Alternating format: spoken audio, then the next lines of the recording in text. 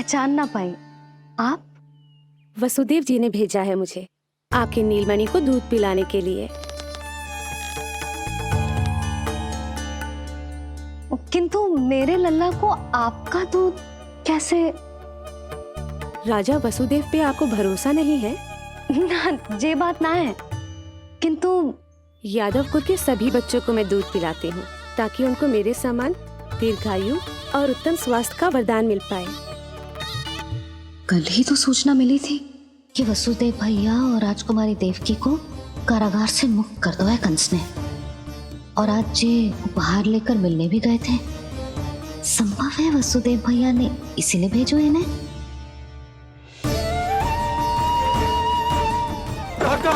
शीघ्र चलो। क्या हुआ? अपने पुत्र के दर्शन नहीं करवाएंगी मुझे? उसके उत्तम स्वास्थ्य और लंबी आयु की कामना आपके मन में भी तो होगी। है क्यों ना, अवश्य है। आई आई। अब आ ही गई हो तो मेरे पालना उत्सव में तुम्हारा स्वागत है पूतना।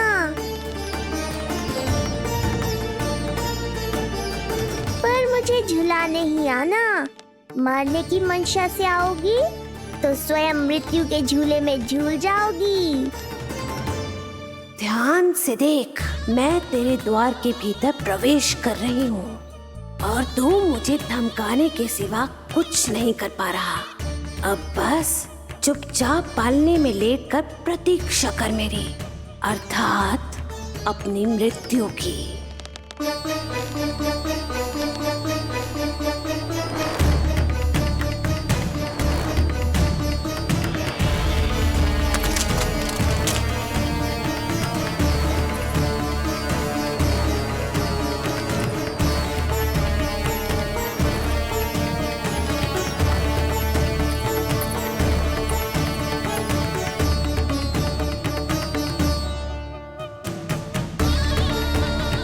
मैं आ गई शिशु विष्णु, कहाँ है तू?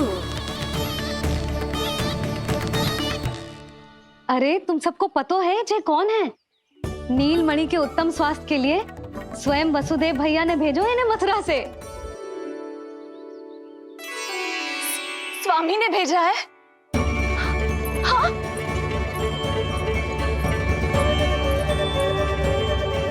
कैसे है वो? और बहन देवकी, वो कैसी है? भाग्य की कृपा है, सब उत्तम है। वहाँ उनके साथ अच्छा व्यवहार तो होता है ना? हाँ, सुख में तो है वो। उन्हें कोई कष्ट तो नहीं है ना? कहाँ छिपा है दुष्ट बालक? भयभीत हो गया क्या? ये उत्तर क्यों नहीं दे रहा? कुछ देर पहले तक तो कौवे की तरह कांव कांव किए जा रहा था, किंतु एक शिशु बोल कैसे सकता है? कहीं ऐसा तो नहीं कि ये सब मेरी कल्पना हो? बताइए ना, आप मौन क्यों हो गए? हाँ हाँ, वो परम प्रसन्न है, स्वस्थ है, सुख से है।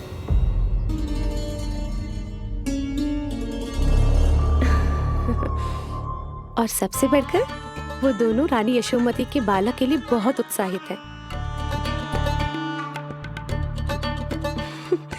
अपनी शुभकामनाएं देना चाहते हैं, तभी तो मुझे यहाँ भेजा है। वैसे है कहाँ वो? मुझे भी तो मिलवाइए। अरे वो रहा अपने पालने में।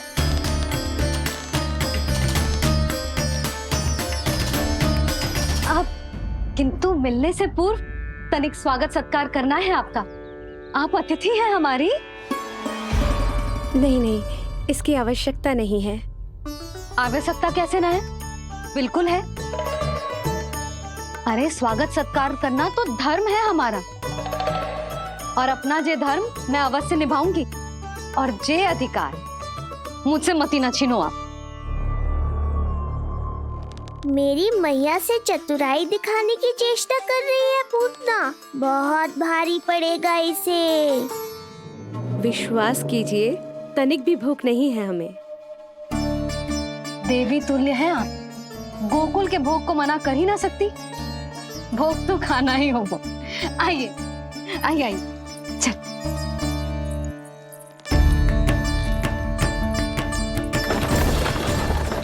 शीघ्र चलिए, तीव्र आंखों। लीजिए, ग्रहण कीजिए। नहीं, मैं ये सब नहीं खाती। रक्त पीना है मुझे, और ये साधारण भोजन के चक्कर में फंसा रही है। ऐसे ही हट करती रही तो अपने असली रूप में आ जाने पर विवश हो जाऊंगी मैं। मेरे लल्ला का पालना उत्सव है, ऐसे सादा मुंह थोड़ी ना जाने दूंगी। नहीं नहीं, मैं ये सब नहीं खाती।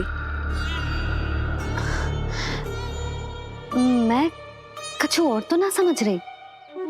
कहीं ये मेरा सत्य समझ तो नहीं गई?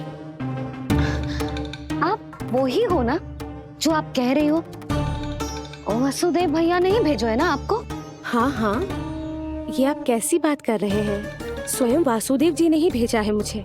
ना वो तो स्मरण है, वही तो कह रही हूँ। आप ही विचार करो, आप मथुरा से आई हो, गोकुल में आप हमारी अतिथि हो, सम्माननीय आदरणीय हो आप। इसी कारण विनती कर रही हूँ, मना मत करो। अतिथि होने का मान तो रखना ही पड़ेगा। ये विष्णु की माँ अत्यंत हठी है। इससे पहले कि इसे मुझ पर संदेह हो जाए और मेरी पूरी की पूरी योजना बिगड़ जाए, मुझे कुछ करना होगा।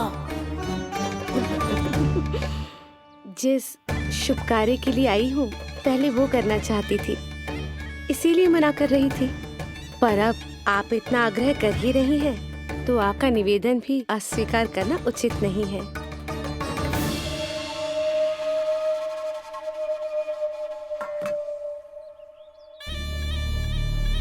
मिठाई के इस टुकड़े से मेरी भूख शांत नहीं होगी विष्णु। मुझे तो पीना है तेरा गरम गरम रक्त।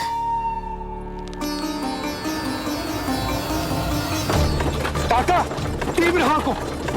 हे नारायण, मेरे लल्ला की रक्षा करना। यशोदा ने कही थी मुझसे कि यात्रा ना करो, और मैंने उसकी क्यों ना सुनी। अब यदि वो राक्षसी पूतना वो गोकुल पहुंच गई तो लल्ला के साथ साथ गोकुल के समस्त शिशुओं के प्राण संकट में पड़ जाएंगे।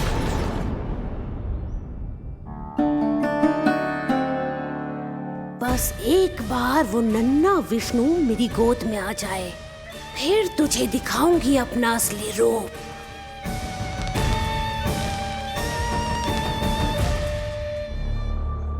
क्या हुआ? मैं कुछ और लाऊं? नहीं, ये सेवा सत्कार, उत्सव मनाना, मिठाइयाँ भोजन करना, ये सब तो चलता रहेगा। पहले जिस कार्य के लिए मुझे भेजा गया है वो कर लूं।